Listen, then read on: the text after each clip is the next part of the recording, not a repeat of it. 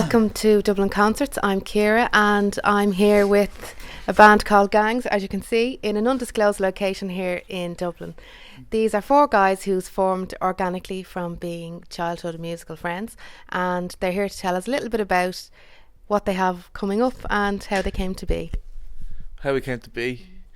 Well, we came to be what we are. We've just jamming in Johnny's shed and playing just like covers and not really like writing our own songs. It wasn't great really, but eventually just from being around each other for so long and just playing music for so long, we established kind of just being good at it and just getting like starting to look cool, starting to act cool, and just, you know. And Like, who we were the really covers? bad. Yeah, no. Tell us about the covers.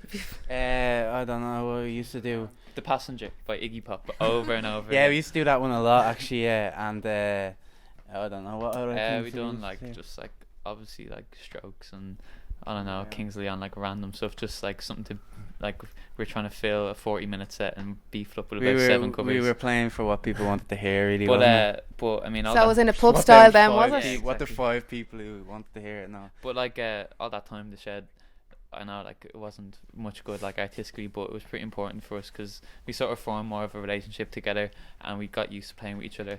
And I mean, like we were playing with a few other people at the time, and then we decided to start taking it seriously, the four of us, as a proper band and writing songs seriously and being a real band. People who knew us like then, that came to gigs then, are amazed like how good we are now. Like it is Yeah, amazing. I'd say they are, yeah. It's like, but like the thing I draw from that is that like when the day does come that we are like big, no one can ever say that we had it easy, because like I mean we really played some bad gigs. Like it was really bad. It was really bad. Yeah. Yeah. So. And just in terms of, you're saying how your sound came to be. So your sound is as it is now. So how would you describe it now to someone who hasn't heard you? Well, it's just rock and roll. It's kind of like, it's just rock. It's kind of just what our favourite bands are, like the Specials, Stone Roses, Beatles, and the Jam, the Smiths. And it's kind of like, we just draw inspiration from all those, obviously, but the four of us have our own personalities and our own like individuality. Do you know what I mean? So that's kind of come into music as well. But really, it's just like good old fashioned like rock and roll. Do you know what I mean? It's good. So when the good old fashioned rock and roll comes to be, how are the songs born? Who does lyrics? Who does riffs? How does it happen? Which there is an easy answer. Yeah, it could come from anyway, really. It could come from like James or Dan having a guitar part or something, or could come from me just having an idea for a song or whatever. But then we like bring it here, and This is where we practice, by Yeah. the way. We're not just hanging out In a random factory. Yeah. You didn't just bring me drum kit, yeah. But I know, like, yeah, we practice here obviously like 4 times a week, and we're working on new songs. And I mean, everyone puts their own stamp on a song, and like it wouldn't be the same song without any one of the members. It's not like it's like me or Jordan or Dan or Johnny who like does 100% of the work. It's really very communal. Okay. And it's like, and we're really harsh on ourselves as well. We write loads of songs, and we just say they're not good enough. We throw them away. We could sell them to bands probably, but no, like they're just not good enough. Okay. And so some of the songs that you've had, right? Crumbs in the Bed, Daisy, 215. Tell me how they came to be in terms of where did you get the ideas from, and what are they about? What do they mean to you? What do they mean to the people who listen to them? Well, everything that I write about is is like inspired by my own life. Do you know what I mean? I don't make anything up. It's just about how I feel living in Dublin, and maybe sometimes it's about wanting to get out, like what Crumbs in the Bed would be about, and what 215 would be about, in that kind of way. Or in Daisy, it's about loving where I'm from, and even though one day I do hope to leave, but I'll always be coming back, because Dublin it kind of makes you who you are. Do you know what I mean? Yeah, well, it's in your heart, isn't it? Whether you like it or not. Yeah, it mightn't sound like it, but yeah. So you've a good few things coming up now. Do you want to tell us a little bit about that? Well, like I'll let him have this. I'll have this. This Saturday we're playing a gig in Sweeney's. We're headlining a show called Retro Revival with a couple of other young bands, which is going to be pretty cool. Then that's actually our last show in Dublin before we travel over to London. Ever. I'm not coming back. We're going to London for a weekend and never come. No, we're going to London for a weekend, doing a few shows. We were invited over end of March to play a festival, March of the Mods in Croydon. Yeah, 50 years of mod, and like That'd be cool. We've been invited over to play a gig. It's actually going to be dead. Yeah, we can't wait. And then the following night,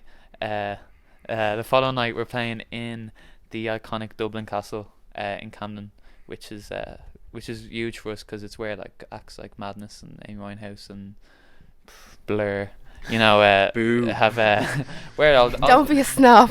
where all these acts have played before, and it's just steady for us to be able to kind of share the same stage as proper bands. You know what I mean? That we've looked up to before, and we're hopefully going to be one of them acts that iconically played Dublin Castle in the. Yeah, some people say they played Dublin Castle and fell off the stage because it was so small. That's probably going to happen, yeah. But so off, let it happen, yeah. We've probably definitely played smaller stages anyway. So yeah, I don't know. Yeah, hopefully it's gonna be good. Yeah, it will be good. Okay, and have you anything lined up for people who can see you in the festival circuit here in Ireland this year? They're all gonna be.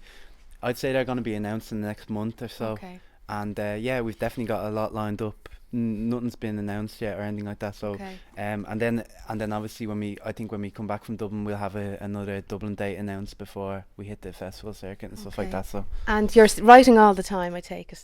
Yeah. Yeah. So you must Because have a we few have to more write- diamonds that you need to file for the listeners, do you? For the what? For your listeners. Oh yeah. You do, but like obviously we're writing all the time, because if you weren't writing all the time, then you're just like faking it, because you're just writing songs for this. Like, do you know what I mean? Yeah. Like, if I wasn't in a band, I'd be writing songs anyway, because Okay. that's just what I do. You know what I mean? So, and you must have enough for an EP or an album soon, have you? Yeah, there'll be an EP out soon, probably Okay. before the summer, because we need people to be able to listen to us, because you can't like a band if you have nothing to listen to. You can't come see a band if you don't know any of their songs, you know. Yeah. So we're gonna make a really good EP, and then And then everyone can Then get we're in the gonna be queue. famous. Get in the queue. Well, like I know that we all know that we wouldn't probably touch an album until we're signed. Yeah. So for now, we're gonna keep pumping out tracks for people to listen to and keep playing gigs, and just let it all fall into place when it does. And to be fair, you've had quite a decent amount of radio coverage recently as well, haven't you? Yeah, I mean, we put out 215 2 or 3 weeks ago, and it's gotten a good bit of radio play, not only here but like over in the UK and that, which has been great for us. Croydon Radio, yeah. cheers. And yeah, so like when we come back from London, yeah, more shows, more tracks coming out, and just like more for people to love, hopefully. Why I feel we all feel really like that London is the start of what's to be now. Like we're going over there and we're really buzzed about it and excited for what's starting now, because we feel like there's going to be a movement now and of what's to come, and stuff like that. What do you think? Would you agree? The mod movement. You're going to have a slice of the mod movement, are you?